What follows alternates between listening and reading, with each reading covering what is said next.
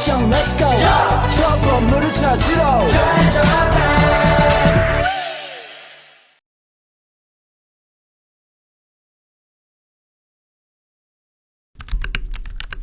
Hukum Mendel pertama kali ditemukan oleh Gregor Johann Mendel pada tahun 1822, yang dimana dilakukannya percobaan pertama kali perkawinan silang untuk mengetahui pola warisan sifat pada suatu individu dengan menggunakan tanaman Hercis. Yang pertama, berumur pendek, mudah tumbuh, memiliki banyak keturunan, dan mudah disilangkan. Kedua, memiliki bunga sempurna atau mempunyai putik dan benang sari, sehingga dapat mengadakan penyerbukan sendiri dengan pertolongan manusia, dapat mengadakan perkawinan silang, serta memiliki perbedaan sifat yang kontras atau menyolok, misalnya ukuran batang tinggi dengan batang rendah dan biji bulat dengan biji kerucut. Tahu nggak sih tujuan hukum Mendel 2? Hukum Mendel 2 disebut juga dengan hukum asortasi atau hukum berpasangan secara bebas.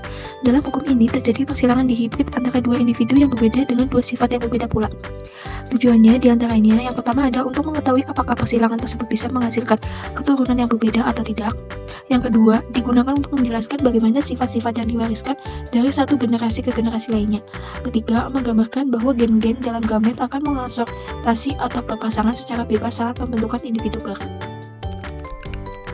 Selanjutnya yaitu kosakata hukum Mendel. Ada beberapa kosakata dalam genetika yang harus pahami supaya bisa mengerti secara jelas mengenai materi hukum Mendel ini.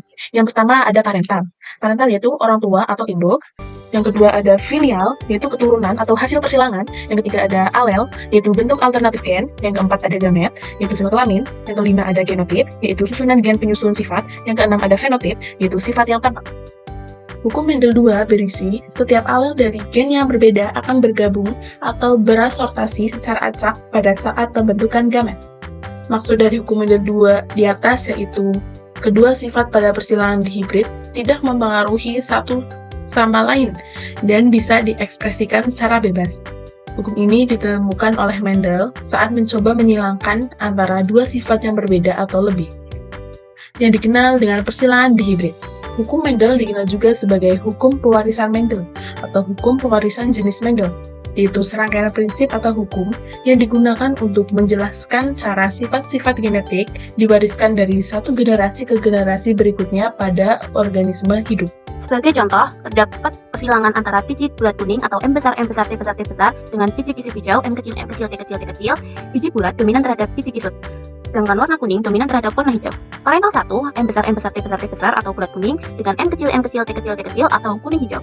Genotip 1 dari bulat kuning adalah M besar, T besar, sedangkan genotip 1 dari kuning hijau adalah M kecil, T kecil. Jadi, F1-nya, fenotip 1 adalah M besar, T besar, T kecil. M besar ini bersifat dominan daripada M, sedangkan T besar bersifat dominan daripada T kecil. Jadi, fenotip 1 bersifat bulat kuning.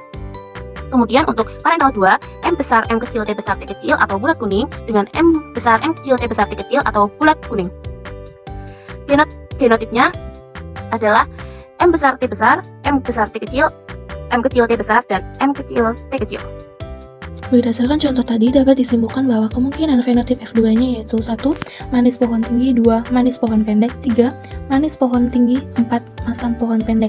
Dengan perbandingan genotip pada F2-nya yaitu 1 banding 2 banding 1 banding 2 banding 4 banding 2 banding 1 banding 2 banding 1. Dan dengan perbandingan rasio fenotip F2-nya yaitu 9 banding 3 banding 3 banding 1.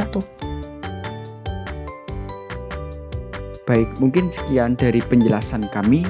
Kurang lebihnya mohon maaf. Apabila ada yang ingin didiskusikan dari teman-teman, silakan like, comment, and share. Terima kasih. Wassalamualaikum warahmatullahi wabarakatuh.